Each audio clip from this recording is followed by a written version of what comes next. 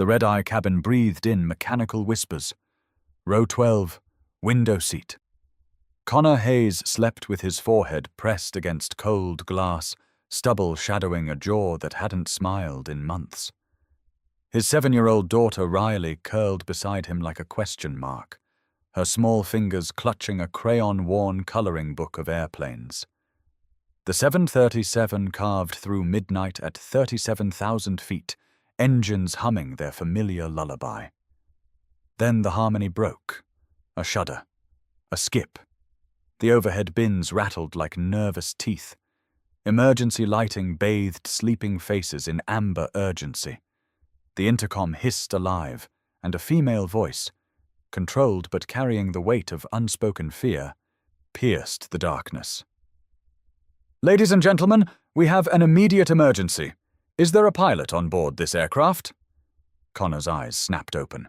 His calloused thumb found the aviation chronometer on his wrist, still frozen at 11:70, still marking the exact moment 3 years ago when he'd walked away from everything he'd ever loved about the sky. Riley's coloring book slid to the floor as the aircraft shuddered again. Her small hand grabbed Connor's arm, fingers digging into worn flannel that smelled of aircraft hydraulic fluid and sleepless nights. Around them, passengers stirred like disturbed birds, heads turning toward the cockpit door with the jerky movements of people suddenly aware of their own mortality. The emergency lighting cast everything in sickly amber, making familiar faces look like strangers caught in the glow of dying campfires. Connor's chest tightened as memories crashed against his ribs. The smell of jet fuel mixed with desert air, the weight of flight controls responding to his touch like extensions of his own hands. The moment everything went wrong, and Marcus's voice crackled through the radio one last time before silence. He pressed his palm against the cold window, watching navigation lights blink against star-scattered darkness, like Morse code messages from aircraft that still trusted the sky. 3 years of maintenance work had kept him close to planes, but never inside them. 3 years of telling Riley bedtime stories about everything except the reason Daddy's hands shook whenever jets passed overhead. The intercom crackled again, and static filled the spaces between words like broken glass. "This is First Officer Jessica Park. Captain Mitchell has suffered a medical emergency and is unable to continue his duties. We need immediate assistance from anyone with pilot experience, military or civilian." Her voice carried the precise calm of someone dancing on the edge of panic, each word measured and controlled like ammunition being rationed during a siege. Connor recognized that tone because he'd used it himself once, when his student pilot froze at the controls, and 40,000 pounds of aircraft hung between earth and sky with nowhere to go but down. The chronometer's broken hands seemed to mock him with their permanent reminder of failure, 11:17 frozen in time, like the moment when everything he'd built came crashing down. Around the cabin, passengers were beginning to understand that their lives depended on someone stepping forward, someone willing to shoulder the weight of responsibility that came with touching aircraft controls when the margin for error was measured in heartbeats and prayers. Riley's eyes found his in the amber glow, wide and trusting in the way that only children could manage when the adult world was crumbling around them. "Daddy?" she whispered, and her voice carried all the questions she'd never asked about the medals hidden in their closet, the photographs he'd turned face down on his dresser, the reason they lived in a small house near the airport, but never flew anywhere except in her coloring book fantasies. Connor's hand moved to her hair, fingers trembling slightly as he smoothed down cowlicks that had been mussed by her attempts to sleep against his shoulder. Around them, passengers were turning in their seats like sunflowers following light, looking for anyone who might step forward and claim the terrible privilege of holding their lives in trained hands. A businessman in first class was arguing with a flight attendant, his voice rising above the engine noise as he demanded to know what kind of airline didn't have backup pilots. A woman 3 rows up was crying into her phone, telling someone she loved them in the desperate shorthand of people who'd suddenly realized that ordinary moments might be their last. I know you're scared, sweetheart, Connor murmured, his voice barely audible above the sound of engines that were running smoothly, but somehow sounded different now, charged with the knowledge that the people controlling them were operating at the very edge of their capabilities. But his eyes were fixed on the cockpit door, calculating distances and remembering procedures he'd sworn to forget. Emergency protocols that lived in muscle memory despite 3 years of deliberate neglect. The aircraft lurched again, and this time the lights flickered like dying fireflies, emergency systems testing themselves against failures they hoped would never come. Emergency exits glowed green in the darkness, marking escape routes that led nowhere at 37,000 feet, reminders that, in aviation, there was no pulling over to the side of the road when things went wrong. Riley's coloring book lay open on the floor, showing a carefully colored Boeing 737 with wings spread wide against a crayon blue sky, the same type of aircraft they were trapped inside, the same type Connor had once commanded with the confidence of youth and the certainty that skill could overcome any obstacle the sky might present. Connor unbuckled his seatbelt with fingers that remembered muscle memory from another lifetime, when seatbelts were harnesses and cockpits were kingdoms, where he ruled over altitude and airspeed with the authority of someone who'd earned his wings through blood and determination. Riley's grip tightened on his arm like a tourniquet designed to stop the flow of time, to keep them frozen in this moment before everything changed again. "Where are you going?" she asked, and her voice held the kind of fear that comes from watching your only parent prepare to walk toward danger, the intuitive understanding that some doors, once opened, changed everything that came after. The aircraft shuddered again, more violently this time, and the overhead compartments groaned like old bones under stress, their hinges protesting against forces they weren't designed to handle. Emergency lighting bathed everything in hellish amber, transforming the familiar cabin into a scene from nightmares where ordinary objects became harbingers of disaster. But Connor's eyes had adjusted to the emergency lighting, and through the amber glow he could see flight attendants moving with practiced urgency, their faces masks of professional calm that barely concealed rivers of terror flowing just beneath the surface. He knelt beside Riley's seat, bringing his face level with hers so she could see his eyes in the dim light, so she could read the truth there instead of hearing it, filtered through adult explanations that never quite captured the weight of what was happening. Her eyes were wide, reflecting the emergency lighting like twin beacons in the dark, and Connor saw himself reflected there, not the broken man who'd spent 3 years running from the sky, but the father she needed him to be in this moment when childhood certainties were crumbling around them like aircraft aluminum under stress. "Remember what Daddy does for work?" he asked softly, his voice cutting through the ambient noise of frightened passengers and straining engines. She nodded, her small chin trembling with the effort of being brave when everything around them suggested that bravery might not be enough. "I fix airplanes to make them safe. But before that, a long time ago, I used to fly them."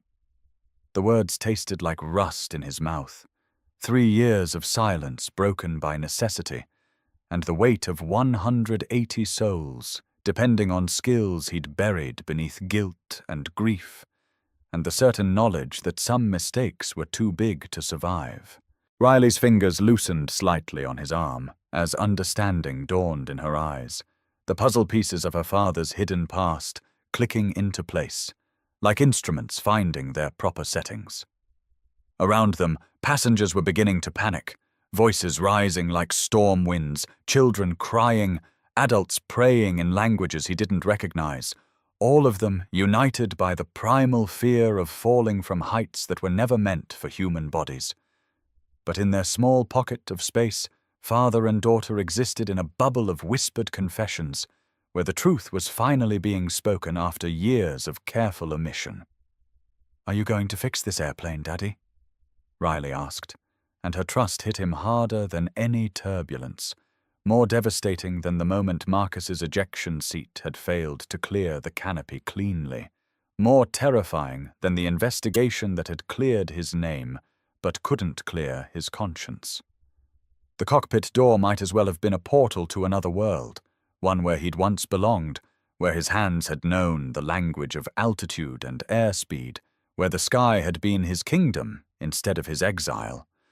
The chronometer on his wrist caught the emergency lighting, its frozen hands a constant reminder of the moment when everything went wrong, when his student pilot's panic had cascaded into decisions that ended careers and shattered the kind of confidence that took years to build and seconds to destroy.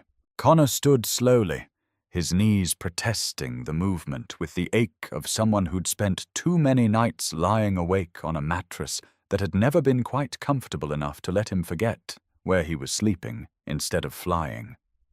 Around him, the cabin had transformed into a theater of barely controlled chaos, where ordinary people were discovering what it meant to be completely dependent on the skills of strangers.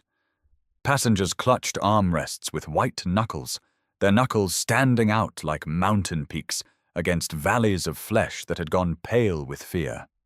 Children cried with the abandon of those too young to understand that sometimes crying wasn't enough to bring the adults running with solutions. Adults prayed in languages that spanned continents, all of them reduced to the same desperate hope that someone, somewhere, knew how to bring them safely back to Earth. The smell of fear mixed with recycled air and the faint scent of jet fuel that seemed to follow Connor everywhere, a constant reminder of the world he'd abandoned and the skills that were now their only hope for survival. A flight attendant hurried past, her professional smile cracking at the edges like paint under stress, revealing glimpses of the terror she was trained to hide behind competence and company regulations. The aircraft lurched again, and Connor's body swayed with practiced balance, muscle memory from years of riding out turbulence at the controls instead of in passenger seats, his inner ear automatically adjusting for the motion, while his mind calculated the forces involved and the margins of safety they represented. His hands moved unconsciously, checking for references that weren't there: altitude indicators, airspeed displays, attitude gyros, all the instruments that had once been extensions of his consciousness during the years when flying had been as natural as breathing.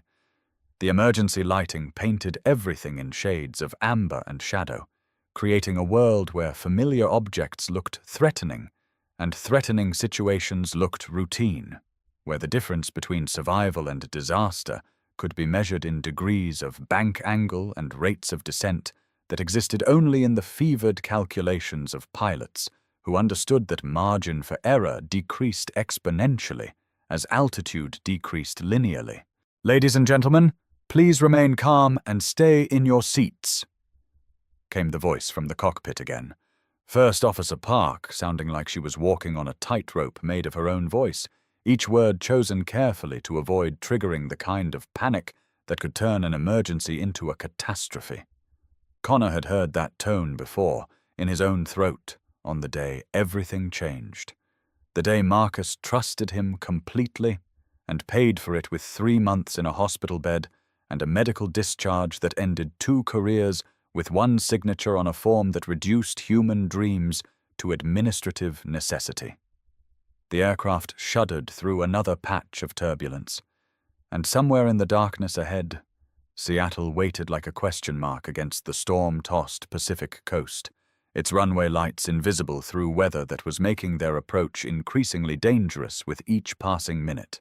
Connor began walking toward the cockpit, each step carrying the weight of 3 years of guilt and the accumulated mass of skills he'd tried to bury beneath routine maintenance work and bedtime stories that never mentioned the reason Daddy's hands shook during thunderstorms.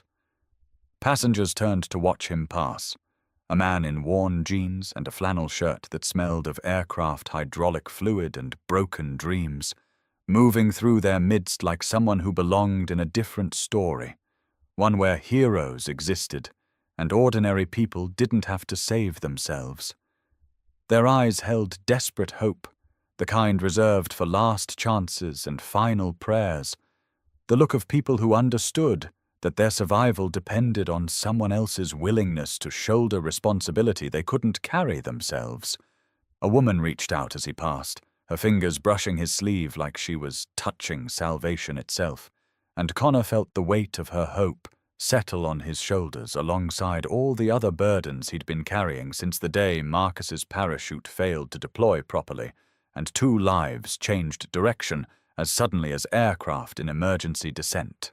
The aisle stretched ahead like a runway, each step taking him closer to controls he'd sworn never to touch again, to decisions that could save lives or end them, depending on skills that had been honed through years of training and 3 years of deliberate neglect. With each step, Connor felt the familiar weight of responsibility settling on his shoulders like an old leather jacket he'd forgotten he owned, heavy with the accumulated mass of decisions that could ripple through time and space to touch lives he'd never meet. The emergency lighting cast his shadow against the cabin walls, elongating his silhouette until he looked like a figure from nightmares or dreams, depending on whether you believed in the possibility of redemption or the certainty of repeated failure. Behind him, Riley's voice cut through the ambient noise of frightened passengers, calling his name with the kind of trust that children reserved for parents who still seemed capable of miracles, who hadn't yet been reduced to ordinary mortals by the grinding weight of adult responsibilities and the knowledge that some mistakes were too big to survive intact. The cockpit door stood slightly ajar, revealing glimpses of instrument panels that glowed like constellation maps, their lights painting geometric patterns against the darkness that lay beyond the windscreen. Connor's hand hesitated on the handle. 3 years of self-imposed exile warring with training that had been beaten into his muscle memory through repetition and reinforcement until responding to aircraft emergencies had become as natural as breathing. Through the gap, he could see a woman's silhouette bent over controls, her movements precise despite the circumstances. Hands moving across switches and displays with the fluid grace of someone who'd learned to read the sky's moods through electronic intermediaries. The emergency lighting painted everything in shades of amber and shadow, but Connor could make out the familiar layout of switches and displays that had once been as natural as breathing, instruments that spoke a language he'd learned to read before he'd learned to doubt his own abilities to translate their messages into the kind of decisions that kept people alive at altitudes where mistakes meant more than embarrassment or career setbacks. His palm was slick with sweat as he knocked softly on the doorframe, the sound barely audible above the ambient noise of aircraft systems working at the edge of their design parameters. "First Officer Park, I have some pilot experience." The words felt strange in his mouth after 3 years of silence, like speaking a foreign language he'd once known fluently, but hadn't practiced since leaving the country where it was spoken daily. The chronometer on his wrist caught the instrument lighting, its frozen hands reminding him that some things, once broken, stayed broken, no matter how much time passed or how desperately you wanted them to start working again. The woman at the controls turned, and in the amber glow of emergency lighting, Connor saw a face that carried its own weight of unspoken fears and professional competence maintained through sheer force of will. Jessica Park looked younger than her voice suggested, probably early 30s, with dark hair pulled back in a regulation bun and eyes that held the kind of intensity that came from staring death in the face and refusing to blink. She was Asian American, her features sharp with concentration and something else, recognition that flickered across her face like lightning before disappearing behind professional composure that had been trained into her through years of dealing with emergencies that required clear thinking and steady hands. Her flight uniform was pristine despite the circumstances, but Connor could see stress, sweat darkening the fabric under her arms, the physiological response to pressure that no amount of training could completely suppress. "Thank God," she breathed, and her voice carried relief that went deeper than professional gratitude, touching something personal that Connor couldn't quite identify in the amber-lit confusion of the emergency cockpit. "Captain Mitchell collapsed 23 minutes ago. Heart attack, we think. Paramedics will meet us on the ground, but right now I need someone who understands these systems."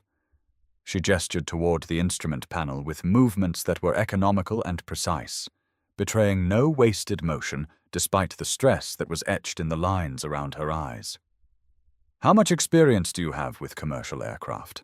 Connor stepped into the cockpit, and the familiar smell of electronics and aviation fuel hit him like a physical force, memories flooding back despite 3 years of careful suppression. The instrument panel spread before him like a symphony of lights and numbers, each display telling part of a story he'd once known by heart, their electronic voices speaking in the universal language of altitude, airspeed, heading, and the 1,000 other variables that determined whether aircraft flew or fell. His hands moved automatically to check altimeter, airspeed indicator, attitude gyro, muscle memory overriding 3 years of voluntary exile. Training asserting itself despite his conscious mind's attempt to maintain the fiction that he was just a maintenance worker who happened to understand how planes worked. Military background. F-16s out of Luke Air Force Base in Arizona. 12 years active duty, flight instructor for the last 4. He didn't mention the part about walking away. Didn't mention Marcus.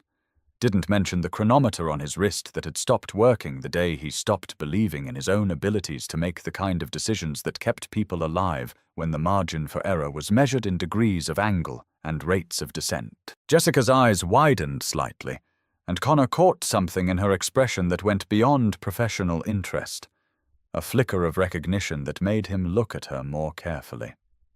In the emergency lighting, her face was all angles and shadows, but something about her profile seemed familiar in a way that made his chest tighten with more than just altitude anxiety. She was young for a first officer on a major commercial route, probably early 30s, with the kind of precise movements that spoke of military training disguised beneath civilian credentials and airline regulations. Her hands on the controls moved with the efficiency of someone who'd learned to fly in conditions where mistakes meant more than just turbulence, where split-second decisions carried consequences that rippled through time and space to touch lives in ways that could never be completely calculated or predicted. "Luke AFB?" she asked, and there was something in her voice, a note that made Connor's attention sharpen despite the immediate demands of their situation. "When were you stationed there?" The question carried weight that had nothing to do with their current emergency, implications that reached beyond the immediate need for someone who could help her bring 180 souls safely back to Earth through weather that was making their approach increasingly dangerous with each passing minute. Outside the windscreen, navigation lights of distant aircraft blinked like fireflies in the vast darkness of the night sky. Other pilots dealing with their own challenges while Connor and Jessica fought to maintain control of an aircraft that was testing the limits of their combined abilities. "Left in 2021, Connor said, settling into the captain's chair with movements that felt both foreign and familiar, like putting on clothes that had been tailored for someone he used to be, but no longer recognized in mirrors or reflections.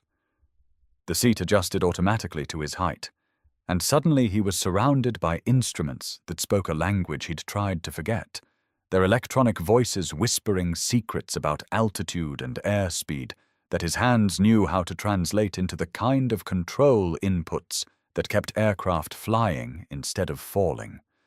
Outside the windscreen, navigation lights of distant aircraft blinked like distant stars, and somewhere ahead in the darkness, Seattle's approach lights waited like a string of diamonds that marked the difference between survival and statistics in aviation safety reports. Jessica was staring at him with an expression he couldn't quite read, her face illuminated by the amber glow of instruments that painted everything in shades of urgency and possibility. "Luke AFB 2021, she repeated slowly, and her voice carried weight that had nothing to do with their current emergency, implications that reached back through time to touch moments that had shaped both their lives in ways they were only beginning to understand. "You wouldn't happen to know a Lieutenant Jessica Park from those days, would you?" Call sign Viper. The question hung in the recycled air of the cockpit, like smoke from a weapon that had already been fired, and Connor felt the chronometer on his wrist pulse with the rhythm of his heartbeat, as if the broken timepiece was suddenly remembering how to measure the passage of moments that mattered. The pieces fell together like aircraft parts hitting the ground after an ejection, fragments of memory reassembling themselves into a picture that made sense of the familiarity he'd been unable to place. Jessica Park. Viper. The wingman who'd been scheduled to fly with Marcus that day before Connor took her slot because he wanted the extra flight hours for his instructor certification. The woman who'd tried to reach him after the accident, whose phone calls he'd ignored, whose letters he'd returned unopened, whose attempts to explain what the investigation had discovered about ejection seat malfunctions and hydraulic failures had been blocked by his own certainty that some mistakes were too big to survive. She was older now, civilian clothes replacing flight suits, commercial aviation substituted for military precision, but the way she handled aircraft controls was unmistakable. The fluid movements of someone who'd learned to fly in formation, who understood that every input had consequences that rippled through space and time to affect not just your own aircraft, but everyone who shared the sky with you. "Phoenix," she said softly, using his old call sign like a key that unlocked doors he'd welded shut 3 years ago, and her voice carried forgiveness he'd never asked for and understanding he'd never thought he deserved. "I tried to find you after Marcus's accident. The investigation cleared you completely. The ejection seat malfunction wasn't your fault. The hydraulic line failure caused a cascade effect that made proper ejection impossible. Marcus knows that. Everyone knows that except you." Her words fell into the space between them like stones into still water, creating ripples that spread far beyond the cockpit to touch every decision Connor had made in the 3 years since he'd walked away from everything he'd ever loved about flying. Outside, the storm was building, weather radar painting a picture of turbulence and wind shear that would test every skill they possessed.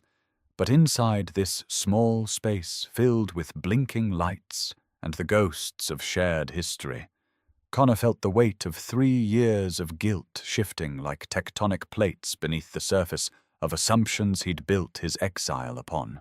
The aircraft shuddered through another pocket of turbulence, reminding them that this reunion was taking place at 37,000 feet with 180 souls, depending on their ability to set aside the past and focus on the present moment, where decisions made in the next 30 minutes would determine whether families went home intact or became statistics in reports that would be filed away and forgotten by everyone except the people who loved them.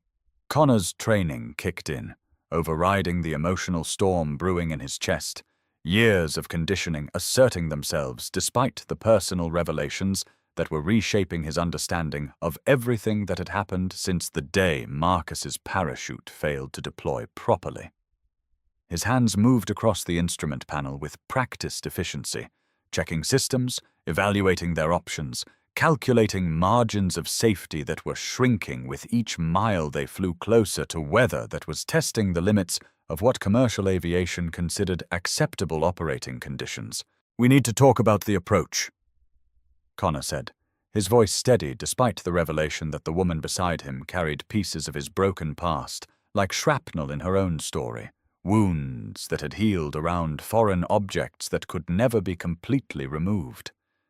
Jessica nodded, and in that simple gesture, Connor saw the professional pilot overriding the ghost of their shared history, training asserting itself over personal feelings, because that was what the situation demanded and what the people depending on them deserved. She began briefing him on the aircraft's current condition, hydraulic pressure dropping slowly but steadily, autopilot intermittent due to sensor malfunctions, weather radar showing a line of storms over their destination that was intensifying faster than forecast models had predicted. Each problem she described was another weight added to the balance scale of their survival, and Connor found himself calculating odds with the cold precision of someone who'd learned that hope was a luxury aircraft couldn't carry when payload was measured in human lives and fuel was measured in minutes of flight time remaining. The radio crackled with Seattle Approach Control's voice, mechanical and distant through the static that always seemed to plague communications when weather turned nasty and electronic systems were pushed beyond their normal operating parameters. Horizon 247, you are cleared for the ILS approach runway 16 left, but be advised conditions are deteriorating rapidly. Current weather shows visibility 1/4 mile in snow and freezing rain, winds 240 at 28 gusting to 42 knots. Previous aircraft reported severe wind shear on final approach. Recommend you consider alternate destination. The controller's voice carried the practiced calm of someone who'd guided thousands of aircraft through emergencies. But Connor could hear the underlying tension that came from dealing with situations where radio calls might be the last words exchanged between earth and sky. Connor keyed the microphone with fingers that remembered the weight of similar moments, when decisions made at altitude determined whether souls returned to Earth safely or became names on memorial walls that commemorated the price of pushing beyond the margins of safety. Seattle approach, Horizon 247. We copy the weather advisory. Be advised we have a medical emergency on board and limited fuel for alternate destinations. Request priority handling for the ILS 16 left approach. His voice carried the calm authority of someone who'd learned to speak to air traffic control in the language of controlled emergencies, where every word was chosen for maximum precision and minimum ambiguity, because misunderstandings at 37,000 feet didn't lead to embarrassing corrections, but to catastrophic failures of communication. Beside him, Jessica was running through emergency checklists with the methodical precision of someone who understood that in aviation, there was no room for improvisation when lives hung in the balance, and procedures existed because they'd been written in the blood of previous emergencies where improvisation had led to disaster. The cockpit felt smaller now, compressed by the weight of their shared history and the approaching storm that waited somewhere in the darkness ahead, invisible to the naked eye, but painted in vivid detail on weather radar screens that showed precipitation cores and wind shear patterns like topographical maps of atmospheric violence. Connor's hands moved across the controls with muscle memory that surprised him, adjusting trim tabs, setting approach speeds, configuring the aircraft for its descent into weather that would test every skill they possessed and every assumption they'd made about their abilities to handle situations that existed at the very edge of what commercial aviation considered survivable. The chronometer on his wrist caught the instrument lighting, its frozen hands mocking him with their permanent reminder of failure. But beside him, Jessica was proof that some stories had chapters beyond the accident, that some wings could be rebuilt after they'd been broken by forces beyond anyone's control. The storm ahead was real, dangerous, potentially fatal if they made the kind of mistakes that aircraft couldn't forgive at altitudes where the margin for error was measured in feet instead of miles. But for the first time in 3 years, Connor wasn't facing it alone, wasn't carrying the weight of responsibility without someone who understood what it meant to make decisions where the consequences rippled through time and space, to touch lives that would never know how close they'd come to ending in the statistical abstractions of aviation safety reports. "Remember the approach we practiced at Nellis?" Jessica asked as she adjusted the weather radar, painting a picture of the storm cells between them and safety with electronic precision that reduced atmospheric chaos to manageable geometric patterns on glowing screens. Her voice carried memories of formation, flying in conditions that would terrify civilian pilots, of trust built through shared risk and mutual competence, of missions where survival depended on reading each other's intentions through radio calls and subtle changes in flight path that communicated more than words ever could. Connor remembered those days, the two of them flying wing to wing through mountain passes that left no room for error, learning to read each other's flying styles like favorite books, building the kind of trust that only came from knowing that someone else's skills were the only thing standing between you and the kind of mistakes that ended careers and lives with equal finality. "I remember," Connor said quietly, his hands finding their rhythm on the controls like a pianist returning to a familiar piece of music after years of silence, muscle memory overriding conscious thought as training asserted itself despite 3 years of deliberate neglect.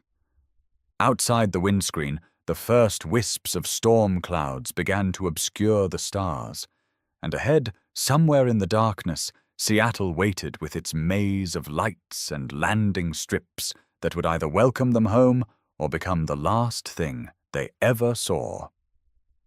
The aircraft descended through layers of turbulence, each bump and shudder a reminder that they were passengers on a machine that demanded respect for the laws of physics and the thin margin of error that separated controlled flight from disaster, trust from tragedy, redemption from repeated failure.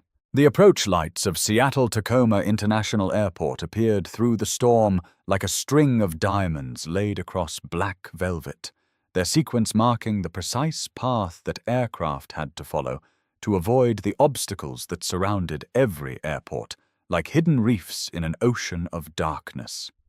Connor's hands tightened on the controls as the aircraft bucked and swayed in the crosswinds, fighting to maintain the precise path that would bring them down safely through the maze of instrument readings and storm clouds that were testing every system on the aircraft and every skill in their combined repertoire. Beside him, Jessica called out altitudes and airspeeds with the mechanical precision of someone who understood that in these moments there was no room for anything but absolute accuracy, no tolerance for the kind of improvisation that might work in normal conditions but could prove fatal when margins of safety had been reduced to the mathematical minimum. The runway appeared and disappeared in the shifting curtains of snow and rain, a narrow strip of safety that seemed impossibly small from their current perspective, surrounded by lights that marked the difference between survival and disaster with electronic precision. 1,000 feet, Jessica announced, her voice cutting through the storm noise that filled the cockpit with the sound of weather trying to tear their aircraft apart, winds that were testing the structural limits of aluminum and steel and human nerve. Connor could feel the aircraft wanting to drift left in the crosswind, his hands making constant corrections to keep them aligned with the centerline that was their only path to survival, the narrow corridor of space and time that would either deliver them safely to Earth or become the scene of their final moments. 500 feet, Jessica called, and Connor could see the runway lights growing larger through the windscreen, could feel the aircraft responding to his control inputs with the kind of precision that came from years of training and the desperate focus that emergency situations demanded.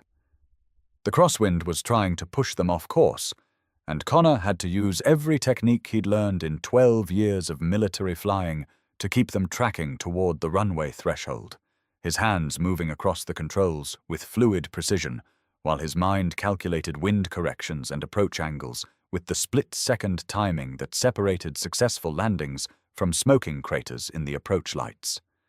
50 feet, Jessica announced, her voice steady, despite the violence of the storm that was battering their aircraft like a toy in the hands of an angry child.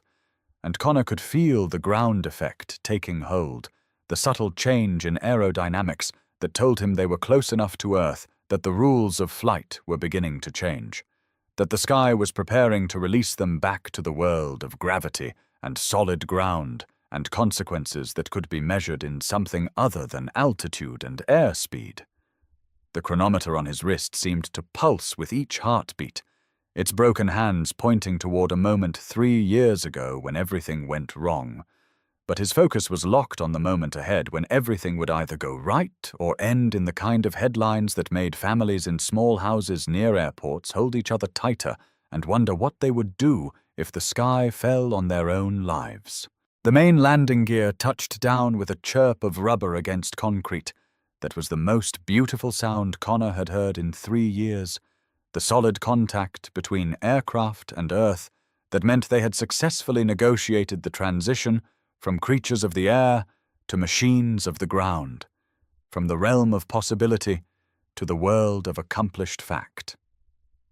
He deployed the thrust reversers with practiced precision and applied the brakes with the smooth pressure that he'd learned through thousands of landings, though none had ever carried this much weight of redemption and fear mixed together like aviation fuel in his veins. The aircraft rolled down the runway through sheets of rain and snow that painted the windscreen with abstract patterns of survival, and Connor felt the familiar satisfaction of an emergency successfully handled, a crisis converted into a story that people would tell instead of a tragedy that would haunt the survivors. Jessica's hands were shaking as she secured the aircraft systems, the post-flight adrenaline finally breaking through her professional composure now that the immediate danger had passed and they could afford the luxury of emotional response. "You did it, Phoenix," she said softly, using his call sign like an absolution that carried 3 years of forgiveness in 2 simple words, and her voice held relief that went deeper than professional satisfaction to touch something personal that had been waiting 3 years to be spoken. Around them, the cockpit lights painted everything in the warm glow of survival, and through the open door they could hear the sound of passengers applauding, children crying with relief, adults offering prayers of gratitude to whatever forces had guided them safely through the storm and back to the world where morning would come and families would remain intact, and aircraft maintenance workers could return to believing that some skills, once abandoned, could be recovered when necessity demanded their resurrection. Connor's hands remained on the controls for a moment longer than necessary, feeling the subtle vibrations of an aircraft at rest, the quiet satisfaction of systems powered down after completing their purpose and delivering their passengers safely from one point to another, despite weather that had tested every assumption they'd made about their abilities. The chronometer on his wrist caught the light, and for the first time in 3 years, he thought he saw the second hand twitch, just slightly, just enough to suggest that some things, once broken, could learn to keep time again if given the right circumstances and the proper motivation. Behind them, he could hear Riley calling his name, her 7-year-old voice cutting through the adult conversations, and tears of relief like a beacon guiding him back to the world beyond the cockpit, where being a father was more important than being a pilot, and where the skills that mattered most were measured in bedtime stories and school lunches rather than approach speeds and wind corrections. 8 months later, Connor stood at the edge of Phoenix Sky Harbor's main runway, watching aircraft take off into the desert sunrise that painted the mountains in shades of gold and crimson. Riley sat on his shoulders, her small hands gripping his hair as she pointed excitedly at each departing flight with the enthusiasm of someone who'd learned that aircraft were magical machines instead of mechanical harbingers of disaster. "That one's going to Denver, Daddy," she announced with the authority of someone who'd memorized the airline schedules posted in his workshop, and Connor smiled, an expression that had become more frequent since that night over Seattle, when the storm had given him back something he'd thought was lost forever in the wreckage of Marcus's ejection and his own certainty that some mistakes were too big to survive. The morning air smelled of jet fuel and possibility, of desert flowers blooming after winter rain, and the promise of days when the sky would be blue instead of threatening. On his workbench behind them, Connor's laptop displayed the partially completed application for a position with a regional airline, part-time pilot work that would let him fly again without abandoning the maintenance job that had kept them afloat during the 3 years when his hands had been skilled enough to fix aircraft, but his heart had been too broken to trust himself with the responsibility of flying them. The chronometer on his wrist showed the correct time, its mechanism repaired by a jeweler who'd asked no questions about why a watch would be frozen at 11:17 for so long, who'd simply replaced the broken parts and wound the spring and handed it back with the quiet satisfaction of someone who understood that some things could be fixed if you knew where to look for the problem. Jessica's weekly phone calls had become as regular as flight schedules, her voice carrying updates from routes that crisscrossed the country like silver threads, connecting stories of people who'd learned that sometimes the most important journeys happened inside cockpits, where the past and future met at 37,000 feet, and discovered they had more in common than anyone had expected. She was flying for a major airline now, her experience that night over Seattle having opened doors that had been closed by the subtle discrimination that kept women pilots grounded in corporate boardrooms instead of captain's chairs, where their skills could be measured by results instead of assumptions. Their friendship had been rebuilt on the foundation of shared survival and mutual respect for the weight that aircraft carried beyond just passengers and cargo, the dreams and fears and hopes of people who trusted strangers with their lives every time they buckled themselves into seats and surrendered control to pilots they'd never met but had to trust completely. "Daddy, will you teach me to fly someday?" Riley asked, her voice cutting through the engine noise and bringing Connor's attention back to the moment that mattered most, the present where his daughter was growing up, with the assumption that her father was someone who could do impossible things like bring aircraft safely through storms that would terrify ordinary mortals. He reached up to steady her on his shoulders, feeling the solid weight of his daughter against the backdrop of aircraft, ascending into the morning sky with the confidence of machines that had been built by people who understood that flying was both the most dangerous and most wonderful thing humans had ever learned to do. The question hung in the air between them like the moment before a decision that would determine the direction of their lives for years to come, and Connor found himself calculating not wind speeds and approach angles, but the kind of future he wanted to build for the little girl who still believed her father could work miracles. Connor watched a Boeing 737 rotate into the sunrise, its wings catching the golden light like a promise written across the desert sky. The same type of aircraft that had carried them through the storm 8 months ago and given him back his wings, along with his faith in the possibility that some stories didn't end with accidents, but began with them. The same type he'd maintained for 3 years without allowing himself to remember what it felt like to command from the left seat, where decisions mattered and skills were measured in lives saved instead of engines overhauled. "When you're ready, and when I'm ready," he said finally, his voice carrying the weight of lessons learned about trust and forgiveness and the price of keeping yourself grounded when you were meant to fly, when the sky was calling your name in the language of wind and altitude and the endless possibility that lay beyond the horizon. "But first," he continued, watching the aircraft climb toward clouds that looked like cotton balls instead of storm cells, "let's make sure we both know how to land safely." Riley giggled, her laughter mixing with the sound of departing aircraft and the desert wind that had once carried Connor's dreams beyond the horizon and was now bringing them back home on wings built from second chances, and the understanding that some stories didn't end with crashes but continued with the kind of redemption that could only be earned through the willingness to try again, despite the certainty that trying again meant risking failure again. The chronometer on his wrist ticked steadily forward, marking time that was no longer frozen in the past, but flowing toward a future where the sky was no longer his enemy, but his oldest friend, waiting patiently for his return with the kind of infinite patience that only the heavens could provide.